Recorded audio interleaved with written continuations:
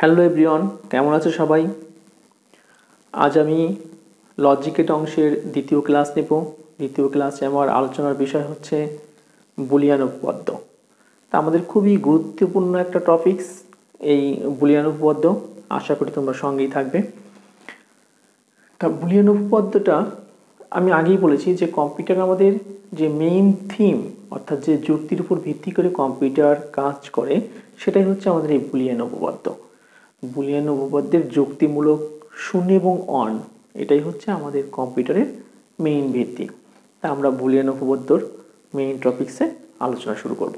ওকে, ফার্স্টে দেখো, প্রথমে আমি তুলেছি বুলিয়ান উপপাদ্য কি।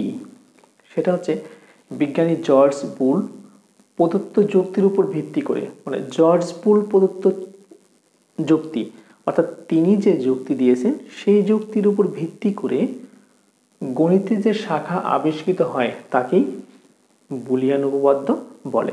অর্থাৎ বিজ্ঞানী জর্জ বুল উনি একটা যুক্তি দিয়েছেন, সেই যুক্তির উপর ভিত্তি করে গণিতের একটা শাখা আবিষ্কৃত হয়েছে কম্পিউটার আবিষ্কারের ক্ষেত্রে, সেই শাখাটাকে বলা হচ্ছে বুলিয়ান উপপাদ্য। অর্থাৎ বিজ্ঞানী জর্জ বুল প্রদত্ত যুক্তির উপর ভিত্তি করে গণিতের যে শাখা আবিষ্কৃত হয় তাকে বুলিয়ান উপপাদ্য বলে।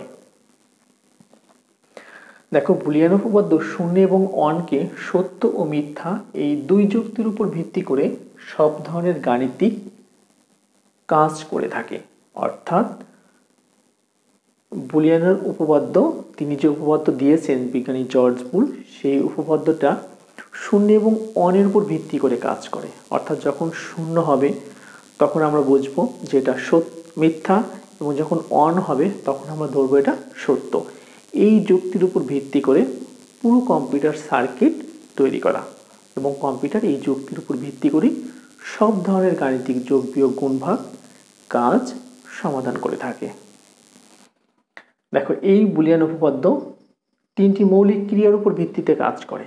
অর্থাৎ তিনটা মৌলিক কাজ আছে, তার উপর ভিত্তি করে সে সব ধরনের কাজ সমাধান করে থাকে। নাম্বার ওয়ান হচ্ছে বুলিয়ান যোগ, অর্থাৎ এটাকে বলা হয় অর অপারেশন। এটা এই টাইপের একটা ভি চিহ্ন দিয়ে প্রকাশ করা হয়। অর্থাৎ ভি চিহ্ন থাকলে আমরা বুঝবো এটা বুলিয়ান যোগ বা ওয়ার। বুলিয়ান গুণ বা অ্যান্ড, বুলিয়ান গুণ বা অ্যান্ড এটা এই চিহ্ন দিয়ে প্রকাশ করা হয়। এবং বুলিয়ান পূরক নট, এটা এই চিহ্ন দিয়ে প্রকাশ করা হয়। একটু এরকম বাঁকা থাকবে। তাহলে বুলিয়ান যোগ বা ওয়ার অপারেশন, এটাকে এই চিহ্ন দিয়ে প্রকাশ করা হবে।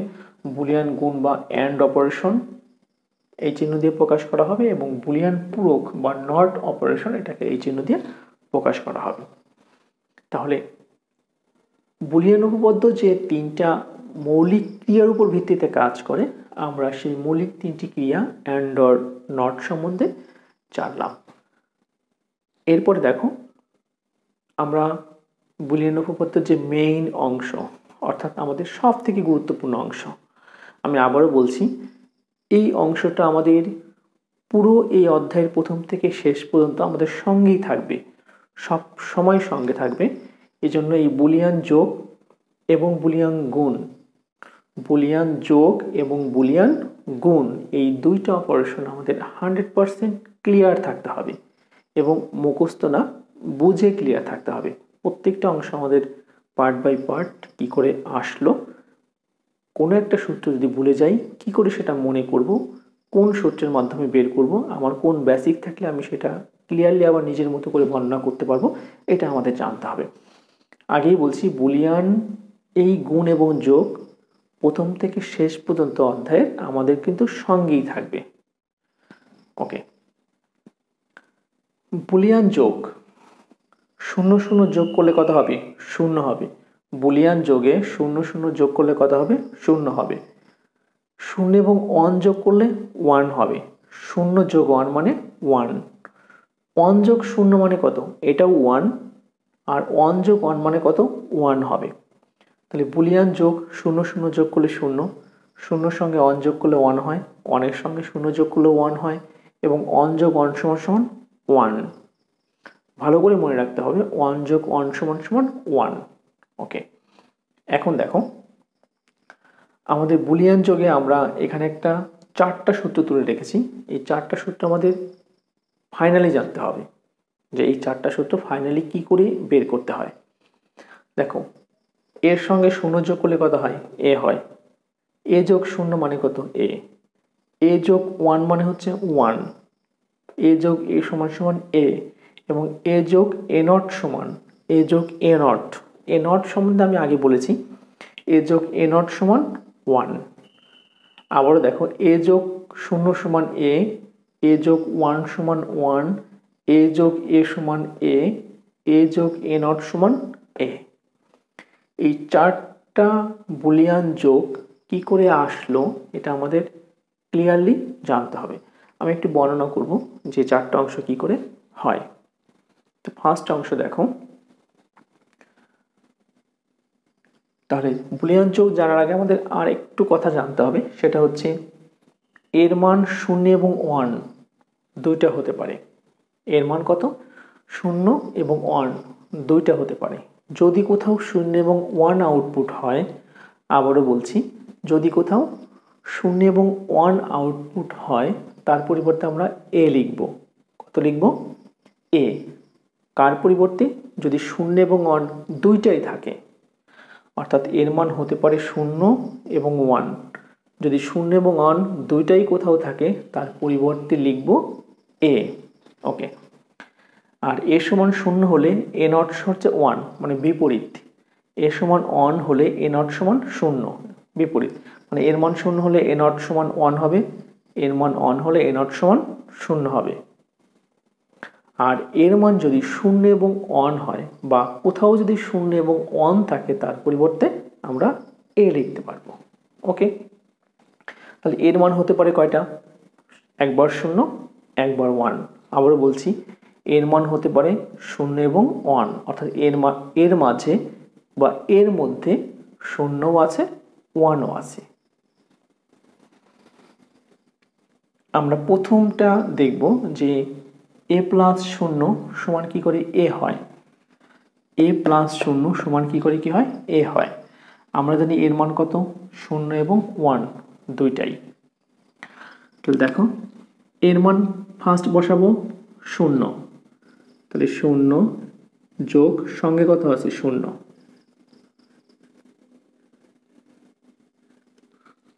0 যোগ 0 কত? 0। এর মান দুইটা, 0 এবং 1। আবার বলছি, এর মান কত? দুইটা, একবার 0, একবার 1।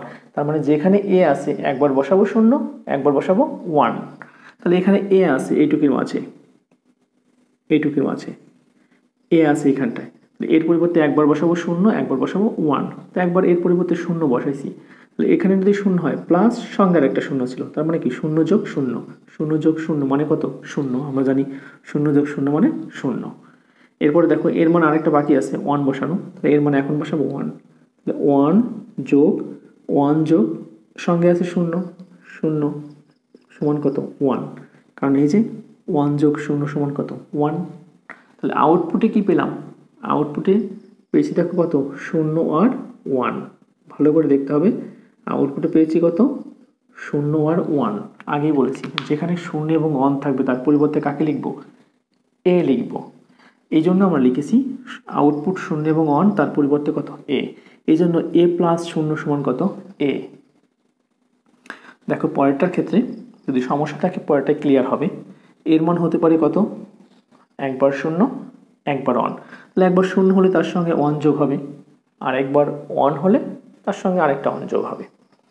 আচ্ছা, তাহলে এর মান ফার্স্ট বসাবো কত? 0। এর মান 0 যোগ সঙ্গে কত আছে? 1। তাহলে 0 যোগ 1 মানে কত? 1। এর মান আবার হবে কত? 1। সঙ্গে কত আছে? 1। 1 যোগ 1 মানে কত? 1। এই যে 1 যোগ 1 মানে কত? 1। তাহলে আউটপুট 1 ছাড়া আর কিছুই হচ্ছে না, আউটপুট 1 ছাড়া কিছুই হচ্ছে না। তাহলে আউটপুট এটা 1, এটা 1, তার মানে কত? আউটপুট 1। এখানে আউটপুট ছিল 0 1, 0 1 হলে কত হবে? এ। আচ্ছা, 3 নম্বরটা দেখি। এর মান কত? প্রথম হবে 0, তাহলে এটাও তো এ। এটা যদি 0 হয়, এটাও কত? 0।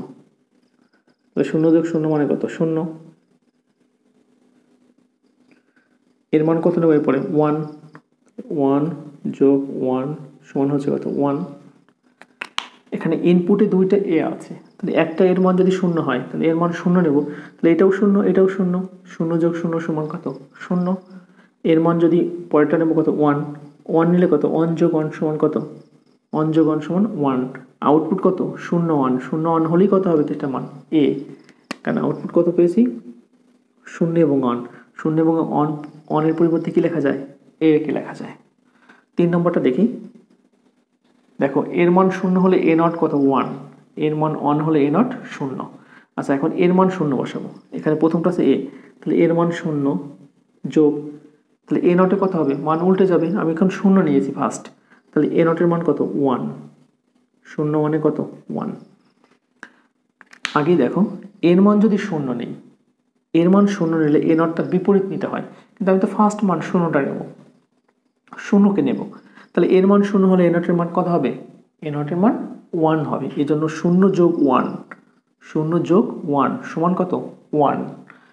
পরের মানটা নেব, এর মান 1 হবে, এখন 1টা নেব, তাহলে এর মান যদি 1 নেই যোগ কত এ নট, এটা 0 হয়ে যাবে উল্টা, এটার মান যা হবে এটা তার উল্টা হবে, এর মান প্রথম ছিল 0, এই জন্য পরেরটার মান কত হয়ে গেছে এ নটের মান 1, পরে এর মান নেব কত 1, তাহলে এ নটের মান কত 0, তাহলে 0 অনেক কত হয় 1ই হয়, আউটপুট 1 ছাড়া কিছু না, এই জন্য কত এ প্লাস এ নট সমান 1। তোমরা যদি কখনো ভুলে যাও যে এ প্লাস 0 সমান এ, ভুলে গেলে এভাবে মান বসাও, তোমরা আউটপুট দেখেও কত হবে সূত্রের মান সেটা বের করতে পারবা। আমরা গুণের অংশটা ঠিক একইভাবে বের করব। দেখো তা গুণ আমাদের প্রথমে 4টা আগে মুখস্থ করতে হবে, সেটা হচ্ছে 0 যোগ 0 সমান কত 0, 0 যোগ 1 সমান কত 0, 1 যোগ 0 সমান কত 0, 1 যোগ 1 সমান 1।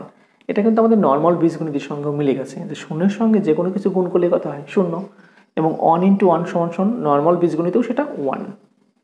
আচ্ছা তাহলে এখানে আমরা 4টাকে সমাধান করব, তাহলে এর মান একবার হবে 0, একবার হবে 1, তাহলে এর মান দেখো একবার কত বসাবো 0, সঙ্গে কত আছে ইন্টু 0 সমান কত 0, আবার এর মান কত বসাবো 1, তাহলে 1 ইন্টু 0 সমান কত 0, তাহলে দেখো 0 ইন্টু 0 মানে কত 0, আবার কত 1 ইন্টু 0 সমান কত 0, তাহলে আউটপুট 0 ছাড়া কিছুই নেই, তার মানে a ইন্টু 0 সমান কত 0। পরেরটা দেখো এর মান ফার্স্ট 0 তারপরে 1, তাহলে এর মান প্রথম নেব 0 ইন্টু সঙ্গে কত আছে 1 সমান কত 0, 0 ইন্টু 1 সমান 0, এর মান এখন হবে পরেরটা কত 1, 1 ইন্টু 1 সমান কত 1। এই যে 0 এবং 1 যদি আউটপুট হয় তার পরিবর্তে কি লেখা হয় এ লিখতে হয়। আবার দেখো এর মান প্রথম হবে 0, তাহলে 0 ইন্টু 1, আবার এর মান হবে 1, তাহলে 1 ইন্টু 1, 0 ইন্টু 1 সমান কত 0, আবার কত 1 ইন্টু 1 সমান কত 1। 3 নম্বরটা দেখো, তাহলে দুইটাই এ, তার মানে প্রথমটা যদি 0 হয় পরেরটা কত 0 সমান কত 0, তারপরেরটা যদি 1 হয় তারপরেরটা 1 হবে সমান কত 1। এই যে 0 এবং 1 যদি আউটপুট থাকে তার মান কত এ।